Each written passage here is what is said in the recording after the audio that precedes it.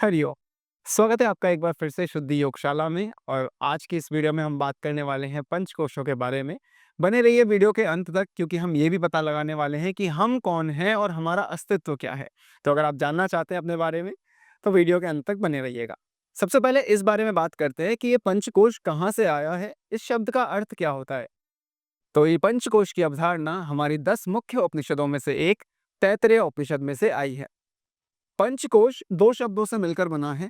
पंच यानी कि पांच, और कोश यानी कि लेयर। तो कुछ इस तरीके से आप इसे समझ सकते हैं।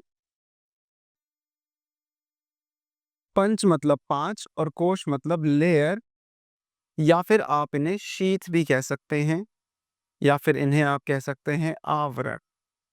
हमारे पांच आवरण क्या क्या हैं और हमें इस बारे में क्यों खबर नहीं है, हम क्यों इनके प्रति अवेयर नहीं रहते हैं, या रहते हुए हमें पता नहीं चलता है, इसके बारे में ही बात करेंगे।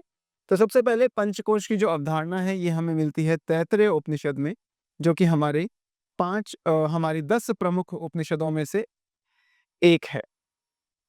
इस उपनिषदों में बताया गया कि आप कौन हैं, आपका अस्तित्व क्या है। तो मैं आपको बता दूं कि हमारे 5 आवरण होते हैं, 5 लेयर्स होते हैं, उन्हें ही पंचकोश कहा गया है। सबसे पहला होता है अन्नमय कोश। अन्नमय कोश। दूसरा प्राणमय कोश।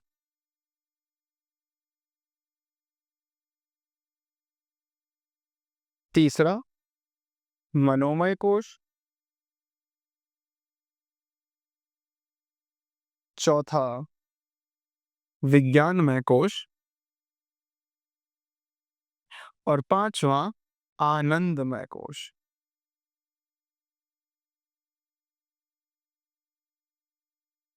जैसा कि नाम से ही पता चलता है, ये अन्नमय कोश है यानी कि अन्न से निर्मित। ये प्राणमय कोश है यानी कि प्राण से निर्मित। मनोमय कोश यानी हमारे मन से जुड़ा हुआ होगा। विज्ञानमय कोश यानी कि हमारी बुद्धि से जुड़ा हुआ होगा। और आनंदमय कोश यानी कि हमारे आनंद, ब्लिस या सेटिस्फेक्शन से जुड़ा होगा। तो चलिए एक एक करके समझते हैं कि ये सारी चीजें क्या हैं। इन्हें समझने के लिए मैं आपको एक साधारण सा सवाल पूछता हूँ कि आप कौन हैं। इस बारे में थोड़ा विचार करने पर आपको पता चलेगा। आप कहेंगे कि ये शरीर मैं हूँ, मैं कुछ इस प्रकार से दिखाई देता हूँ, मैं इतना लंबा हूँ, मैं इतना चौड़ा हूँ, मैंने ये कपड़े पहने हैं। लेकिन इसमें आप कौन हैं? अब क्योंकि हर व्यक्ति को जब हम पूछते हैं कि तुम कौन हो, तो वो अपना नाम बताता है, अपना शरीर दिखाता है, बताता है कि ये मैं हूँ, अपनी तरफ इशारा करता है। तो सबसे साधारण चीज से ही हम शुरू करेंगे, शरीर से। शरीर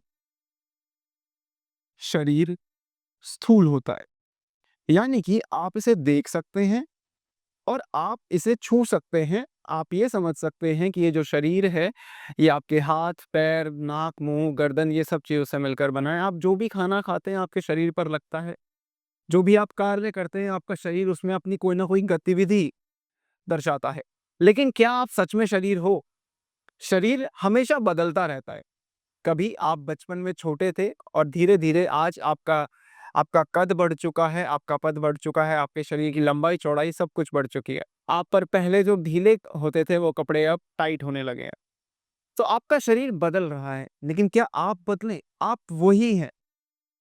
अगर मैं आपके नाम से आपको बुलाऊँ, तो जो आपका नाम बचपन में था वही नाम आपका आज भी है। आप नहीं बदले, लेकिन शरीर बदलता रहता है। So body always keeps changing, यानी कि शरीर बदलता रहता है, ये चेंजिंग है। लेकिन आप चेंज नहीं होते। एक समय पर आप जवान हैं और एक समय पर आप बूढ़े हो जाएंगे। शरीर बदल जाएगा, लेकिन आप नहीं बदलेंगे। आप तो वही इंसान है ना, जो पहले थे। ठीक है। सो इसका मतलब आप शरीर नहीं हो। तो शरीर है क्या? हमारा ये शरीर क्या कार्य करता है? ये किस चीज से बना हुआ है? अगर हम इस बात पे थोड़ा सा गौर करें, तो अन्न, हम जो अन्न खाते हैं यानी कि फूड, वो ही हमारा शरीर बनता है। यानी कि जो आपका पहला कोश है, अन्नमय कोश, ये आपका शरीर है। इसे ही आप अपना शरीर कहते हैं। तो क्या आप शरीर हैं? नहीं, हम शरीर नहीं है। आप इससे कुछ और हैं। थोड़ा और गहरा सोचिए, क्या पता आप इससे कुछ और गहरे हो। हमारे शरीर को गवर्न करती हैं कुछ चीज़ें जिन्हें हम कहते हैं प्राण, यानी कि हमारी एनर्जी। सो अगर हम बात करें कि क्या हम एनर्जी हैं? अगर हम ये सोचते हैं कि हम एनर्जी हैं, तो शायद हम सही हो सकते हैं क्योंकि अपने शरीर को चलाने के लिए एनर्जी है, एनर्जी ही चाहिए। हमारे जो थॉट्स माइंड में आते हैं वो सब एनर्जी के कारण आते हैं, जो भी हम एक्शंस परफॉर्म करते हैं सभी एनर्जी के कारण ही हो पाता है। आपके शरीर को चलाने के लिए मुख्य तौर पर एनर्जी की ही ज़रूरत पड़ती है, तो क्या आप एनर्जी हैं? लेकिन आप यहाँ पर भी शायद गलत हो जाएँ, क्योंकि एनर्जी जो है वो कि ये चेंज होती रहती है। So it is changing. आप एनर्जी को क्या कर सकते हैं? आप एनर्जी को फ़ील कर सकते हैं, आप एनर्जी को एक्सपीरियंस कर सकते हैं, तो इसीलिए आप एनर्जी नहीं है। क्योंकि जो चीज़ यहाँ पर हमारे अन्न से बनी थी, जिसे हमने शरीर कहा था, वो शरीर भी आप एक्सपीरियंस कर सकते हैं। आप शरीर के प्रति अवेयर हैं, आप अपनी एनर्जी के प्रति अवेयर हैं, आप सजग हैं, आप जानते हैं कि ये मेरा शरीर है, आप अपने हाथ को उठा सकते हैं, आप चल सकते हैं, आप इधर-उधर देख सकते हैं, अपनी गर्दन को दाएँ-बाएँ मोड़ सकते हैं, आप बोल सकते हैं। सो आप इन्हें एक्सपीरियंस कर सकते हैं, आप इन्हें यूज़ कर सकते हैं। ये एक टूल है, एक यंत्र है जिन्हें आप इस्तेमाल कर सकते हैं। तो आप ये नहीं हो सकते क्योंकि आप ही तो वो हैं जो इन्हें कंट्रोल कर रहे हैं। तो क्योंकि आप अपने शरीर को फ़ील करते हैं, एक्सपीरियंस करते हैं और ये चेंजिंग है, तो आप अन्नमय कोश यानी कि शरीर नहीं हो सकते। थोड़ा-सा और गहरे गए तो पता चला कि प्राणमय कोश भी एक चीज़ होती है। तो प्राणमय कोश के अंदर आपकी एनर्जी आती है। जो प्राणायाम आप करते हैं, वो प्राणमय कोश से ही संबंध रखता है। आपके प्राणमय कोश को ही ऊर्जान्वित करता है, बैलेंस में करता है। तो आप प्राणमय कोश भी नहीं हैं, क्योंकि आप प्राणमय कोश को भी बदलता हुआ देख सकते हैं। कभी-कभी आप बहुत ज़्यादा लो फ़ील करते हैं, कभी-कभी आप बहुत ज़्यादा एनर्जेटिक फ़ील करते हैं। आप हमेशा कहते हुए कि आज मैं बहुत थका हुआ महसूस कर रहा हूँ, आज मैं बहुत एनर्जेटिक महसूस कर रहा हूँ, आज मुझे पॉज़िटिव फ़ीलिंग आ रही है, आज मुझे नेगेटिव फ़ीलिंग आ रही है। तो यानी कि एनर्जी बदल रही है। So energy keeps changing, so that's why आप उसे सिर्फ़ केवल फ़ील कर सकते हैं, एक्सपीरियंस कर सकते हैं, लेकिन आप एनर्जी नहीं हो सकते।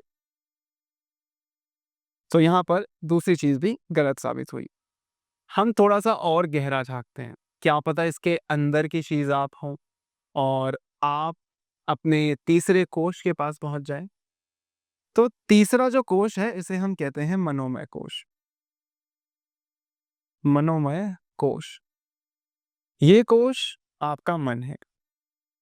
ये कोष में अगर आप यहाँ देखेंगे मनोमय कोष यानी कि मन अर्थात माइंड अर्थात माइंड। तो आपका माइंड, आपका मन क्या कैरी करता है?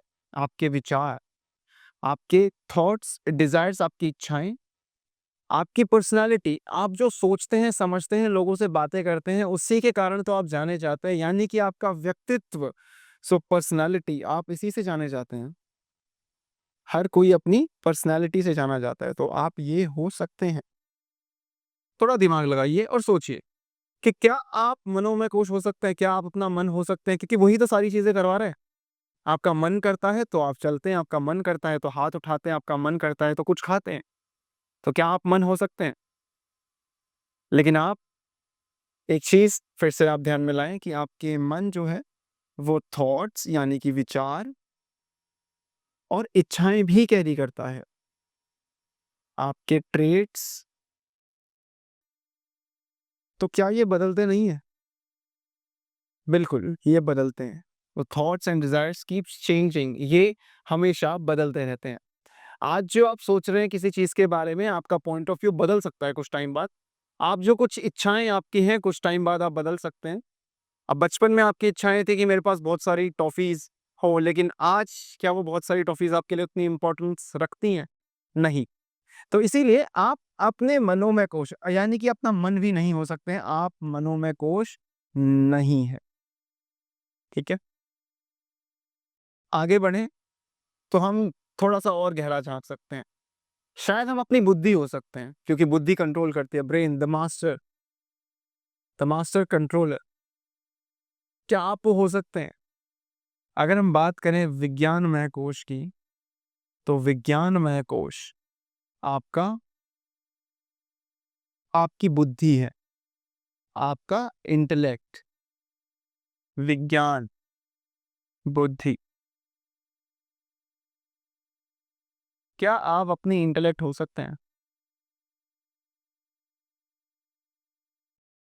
जो भी आप सोचते हैं, समझते हैं, उसी पर आप रिएक्ट करते हैं, उसी के बारे में सोचते हैं, उसी के बारे में आपके तरह-तरह के विचार आपके मन में आते हैं और फिर उसी के अकॉर्डिंग आपकी एनर्जी अरेंज होती है, फिर तभी आप अपनी बॉडी को यूज़ करके कुछ काम कर पाते हैं। तो शायद आप विज्ञान में खुश हो सकते हैं, शायद आप अपनी बुद्धि हो सकते हैं, क्योंकि यही आपको गवर्न कर रही है, यही आपको कंट्रोल कर रही है।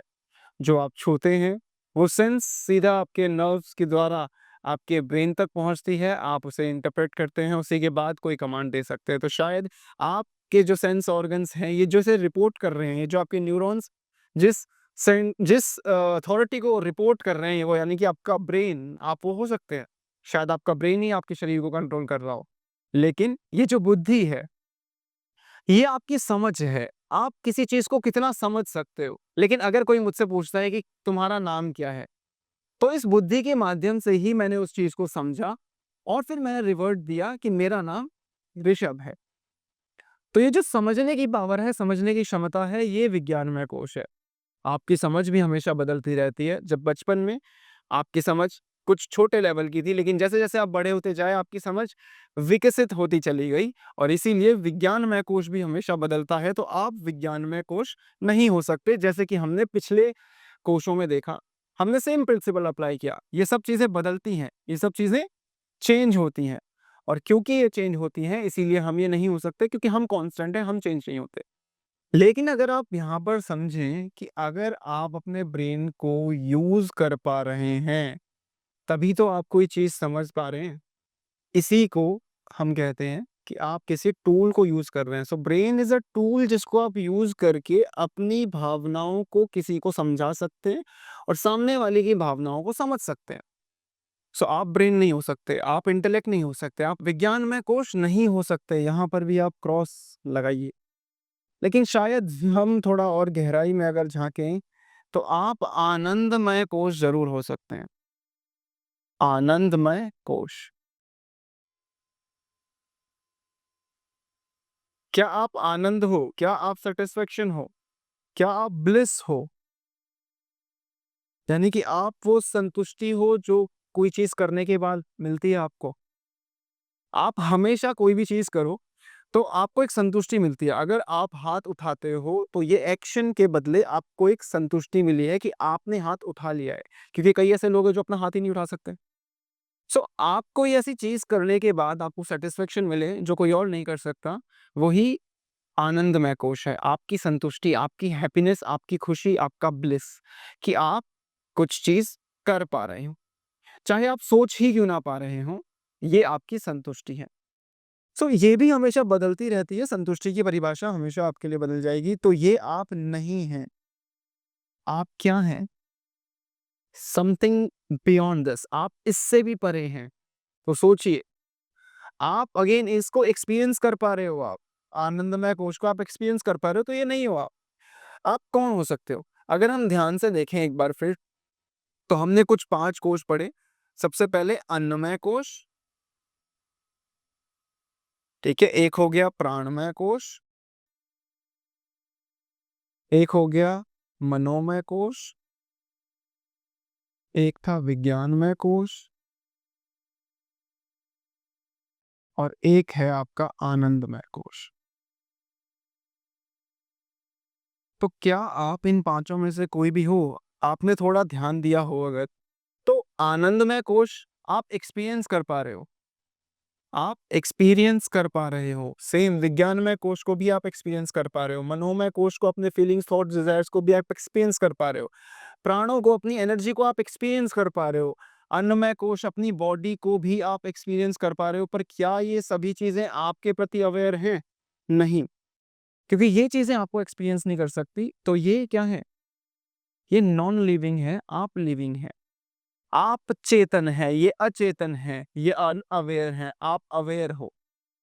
आप इन सभी चीज़ों को यूज़ कर सकते हो, आप इन सभी चीज़ों को एक्सपीरियंस कर सकते हो। So you are the experiencer. आप एक्सपीरियंस करने वाले हो, आप एक्सपीरियंसर हो। यू आर द नोवर, आप जानने वाले हो, जानते नहीं हो, जानने वाले हो। You are the seer of the scene. आप देखने वाले हो एक दृश्य को। तो ये सब चीज़ें दृश्य हैं। आपका शरीर दृश्य है, आपकी बुद्धि, मन, अहंकार ये सब दृश्य है और आप दृष्टा हैं, यानी कि द सीयर जो सब चीज़ें देख रहा है, एक्सपीरियंस कर रहा है। यानी कि आप ही हैं आत्मा, द सोल। और इसी आत्मा को परमात्मा से एकीकृत कर दें जब, उसी को आप योग कहते हैं। सो योग एक रास्ता है कि आप इस आत्मा को अपने परमात्मा के साथ मिला सको, मर्ज कर सको। ये जो 5 कोश हैं, यही आपके शरीर के बाहरी अंग हैं। ये आपके 5 कोश हैं, आपके 5 लेयर्स हैं। ये कुछ इस प्रकार से है कि ये बीच में आप हो और आपके 5 अलग-अलग लेयर्स। पहली लेयर, दूसरी लेयर, तीसरी, चौथी और ये है 5वीं और अंतिम लेयर। तो अगर मैं यहाँ पर एक-एक करके नाम लिखता चलूँ, सबसे पहला है आपका अन्नमय कोश, जो अन्न से बना हुआ है। दूसरा है आपका प्राणमय कोश, जो प्राणों से नियंत्रित होता है। तीसरा है मनोमय कोश, जो मन से नियंत्रण होता है, जो आपका इच्छाएँ हैं, थॉट्स हैं। इसके अलावा चौथा है विज्ञानमय कोश, जो आपकी बुद्धि है। और आपका 5वां और अंतिम कोश है आनंदमय कोश, जो कि आपकी आनंद की अनुभूति के पीछे की वजह है। अब आप कौन है? इनसे परे ये आपके 5 लेयर्स हैं। ये ठीक उसी प्रकार है अगर मैं एक शर्ट के ऊपर दूसरी शर्ट, फिर तीसरी शर्ट, फिर चौथी शर्ट पहनूँ। तो अगर आपको ये पंचकोशों की अवधारणा समझ में आई हो, आप पहचान पाए हों कि आप कौन हैं, तो वीडियो को लाइक कीजिएगा, चैनल को सब्सक्राइब कीजिएगा और वीडियो को उन लोगों के साथ शेयर करना मत भूलिएगा जो जानना चाहते हैं, पहचानना चाहते हैं कि वो कौन है। हरिये